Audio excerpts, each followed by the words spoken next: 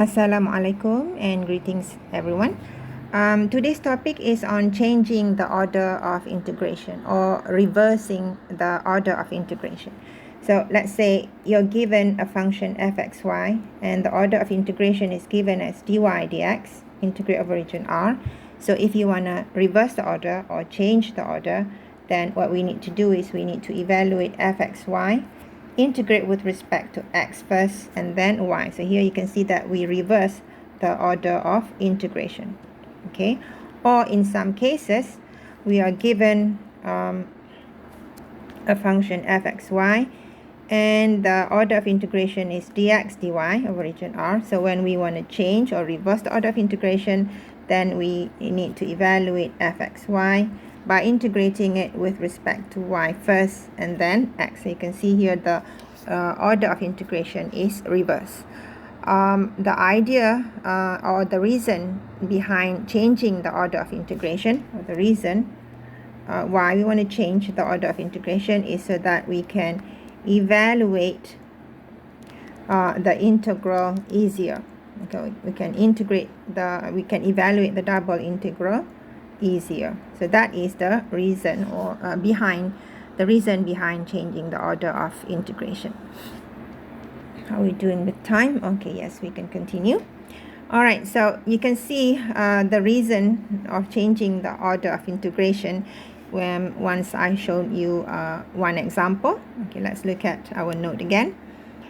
So in this example, we're given two double integrals. We need to evaluate that. But if you look at the question, it says, sketch the region of integration and rewrite the iterated integral with the order of integration reversed. So here, the first one, the order is dy dx. So to evaluate this, we need to reverse, so dx dy. In the second example, the order of integration is given as dy dx. So to reverse the order of integration, we need to evaluate this as dx dy. Okay. In the previous example, you can see that we have an integrand and we are asked to evaluate this, but the region is given as such. It says R is between a set of points x, y, x between whatever function and y between two functions. And here we are asked, in the last example, we are asked to find area of the region R, and the region R is between these equations. So the region R is bounded by all the equations given to us. In here we have the first example and second example in the last video. But in reversing the order of integration, the region is not given. Okay, the region is not given, but what's given the limits of x and y. So from the limits of x and y, we should be able to sketch our region of integration, and then from there we can reverse the order of integration. Okay, so let's start with the first example. In the first example, we have 2y squared sine xy. The order of integration is dy dx, and those are the limits of x and y. Okay, see here. First example of reversing the order of integration, we have the integrand 2y squared sine of xy. The order of integration is dy and then dx. The limits for x are 0 and 2. The limits for y are x and 2. Okay. Alright, so the first step that we need to do is, well, if you look at the integrand here, 2y squared sine xy, if we want to integrate with respect to y first, it's hard to do because here we have y squared and here we have sine xy. You can't use integration by parts and you can't use substitution method. But if we reverse the order, meaning that we want to evaluate this by integrating the integrand here with respect to x first, it would be so much easier to do because you can see that x occur here. We only have one x, and when you integrate with respect to x first, it would be easier because we will consider, or we hold, y as a constant. Okay, right, so that is why we want to reverse the order of integration. Alright, so the first step is to sketch the region of integration. So to sketch the region of integration, we need equations, or the boundaries.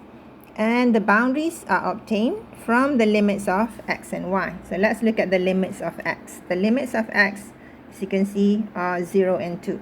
So from there, we get two equations. The first one, x equals 2. Remember, this is upper limit for x. So we have x equals 2. That is first equation. And then the lower limit is x equals 0. And then we can get another two equations from the limits of y. So from the limits of y, this is upper limit of y. So we have another equation, y equals 2. And this is the limit for x. So we get, the limits of y, lower limit for y. So we have another equation, y equals x. So from the limits of x and y, we can obtain four equations. And the four equations are really the boundaries of our region R. Okay, now if you look at the four equations here, you can see that they are all straight lines. X equals 0 is a straight line. X equals 2 is a straight line. Y equals 2 is a straight line. Y equals x is also a straight line. So it's very easy to sketch. Okay, let's sketch our four equations. Right, the first one we have x equals 2. So x equals 2 is a vertical line. So let's say this is, oops, that's ugly. Okay, let me see. X equals 2 is a vertical line like so. Okay. And y equals 2 is a horizontal line. Okay. Horizontal line like so. And we have y equals x. That is straight line as well that goes through the point. Okay, let me write down the points first. So this is x equals 2 and this is y equals 2. All right, and then we have another straight line, y equals x. Let me use red. That y equals x is a straight line that goes to the origin, and it goes through this point as well, because this point is where x is 2, y is 2, so they are equal. Okay, so it's a diagonal line, straight line that goes to the origin, and also the point y equal the point 2, 2. Okay, so this is y equals x, and we have another boundary, the equation x equals 0. X equals 0 is a y-axis. This is x equals 0, y-axis, right? And then from the four equations, we should be able to get our region. So this is our region. Our region is bounded by all four equations. Okay, so we have x equals 2, the green line, y equals 2, the blue line, x equals 0, the y-axis, and y equals x, the straight red line. So your boundary should be bounded by all four equations. All right, now we're going to reverse the order of integration. Okay, so we have our integrand, which is 2y squared sine xy dy dx. X from 0 to 2, y is from x to 2. Okay, we're gonna reverse the order of integration, meaning that the integrand is still the same, 2y squared sine xy, but now the order is dx dy. Alright, so now we need the limits for x and y. Okay, so here we want the limits for x and y. So upper limit, lower limit for y, upper limit for y, lower limit for x, upper limit for x. So we need to find all the question marks there.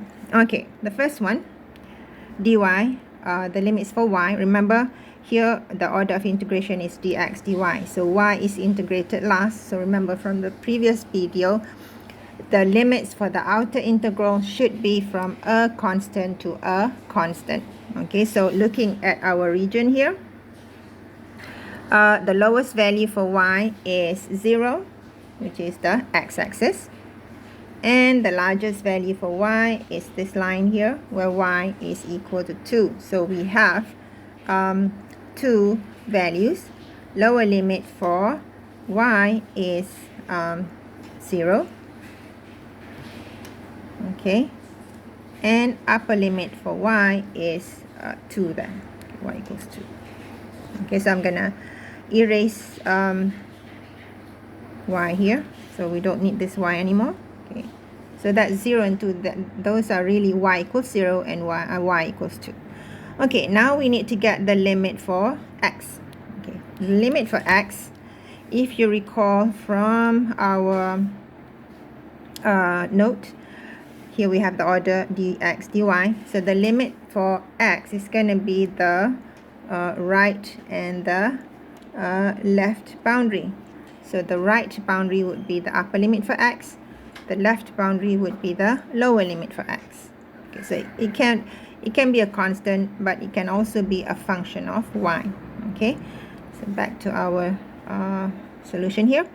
All right, so we need the upper and the lower limit for x. So we need to draw a straight line parallel to the x-axis across our region. So let's say we have a bar here. You can see that that is a straight line parallel to the x-axis, and you can see that here we have the right boundary and the left boundary. Okay, the left boundary, as you can see, is on the y-axis. On the y-axis, x is 0. So we have the lower limit for x, 0. And the right boundary is this straight line governed by that equation. So the upper limit for x is going to be x equals y. So we're going to write this down as y. X equals y. But of course, we can erase x here. So x equals 0. We'll erase that. And x equals y. We'll erase that as well. So now, this is the integrand that we need to evaluate. I'm going to put the 0 closer to the integration symbol. Okay, so this is the double integral that we need to evaluate. Now, if you look at the order is dx dy, so we need to evaluate the inner integral first.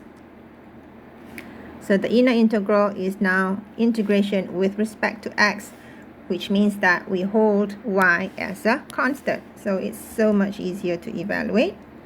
So the 2y squared there will be considered as constant. Okay, we only need to integrate sine xy with respect to x. So that will give us negative cos xy over y. And then replace x with upper and lower limits, which is 0 to y. Okay, let me refresh your memory on how we get negative cos xy over y quickly. All right, so remember, if you have integration sine 2x, integrate with respect to x, that will give you negative cos 2x. Now remember, when you integrate, you divide. So the derivative of 2x with respect to x is 2, so over 2. Okay, actually this is really integration by using substitution method, but we'll do it in our head. So in our integration, we have sine xy, integrate with respect to x. So the same technique as this one. It's going to be integrate sine, because negative cos of xy, and then differentiate xy with respect to x, we get y. So divided by y, hence this. All right, just in case you forgot substitution method, doing it quickly. All right, here we go. Okay, so now we replace x with upper and lower limits. Right, so here we have 0 to 2, 2y squared.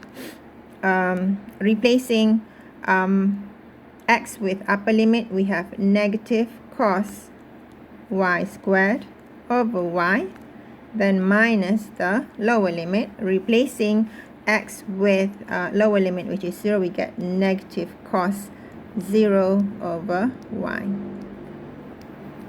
Okay, now we can simplify our integrand here.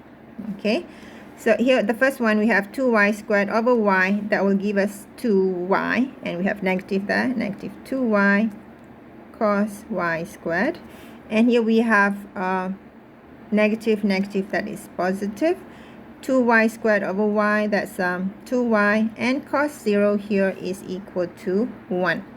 Okay, so we end up with this. All right, next I'm going to partition this into two integrand. Okay, so we have negative 2y cos y squared dy. Okay, and the second one is 2y integrate with respect to y from 0 to 2. Okay, the second one is easier to evaluate. You can integrate that straight away. But the first one, we need to use substitution method. So we're going to use substitution method. All right, let's look at the first one. So here, I'm going to let u as y squared, this bit here. Okay, and then from there we get du is 2y dy. So 2y dy there will be replaced by du. Okay, oopsie, dy. All right. Okay, so the first integration there will have negative cos u, because we replace y squared with u, and then here we have 2y dy, that will be du, that will be negative du. And now if I don't want to change u back to y squared, I can always use the limit for y to get the limit for x. All right, so here u is y squared. Okay, upper limit for y is 2. So when y is 2, u is 4, because u is 2 y squared. So 2 squared is 4. So that would be the upper limit for u. And then the lower limit for y is 0. Okay, so when y is 0, u is going to be, remember this is u, y squared. So 0 squared is also 0. So that would be the lower limit for u. Okay, all right, and then of course the next one, this one, integrate to y. With respect to y, we get y squared over 2, but 2 over 2 is 1, and then replace y with upper and lower limits, which are 0 and 2. Okay, now going back here, integrate cos u, we get sine u, so we have negative sine u, and u here is from 0 to 4, and here we get integrate, replacing y with 2, we get 4, replacing y with 0, we get 0. Not very professional there, but oh well. Now replacing, simplify this even further, we have 4 minus sine 4, because here when we replace u with 0, sine 0 is 0, so we get 4 minus sine 4 as the answer. So it's easier to evaluate compared to the original integration given to us, which is this. Okay, so to integrate 2y squared sine xy with respect to y is hard to do, but when we reverse the order of integration, it's so much easier to evaluate. All right, somewhere along the line, I refresh your memory on substitution method. Substitution method. So far, that's what we did. Okay, so that is one example on reversing the order of integration. I'm gonna save this for our live class. Thank you.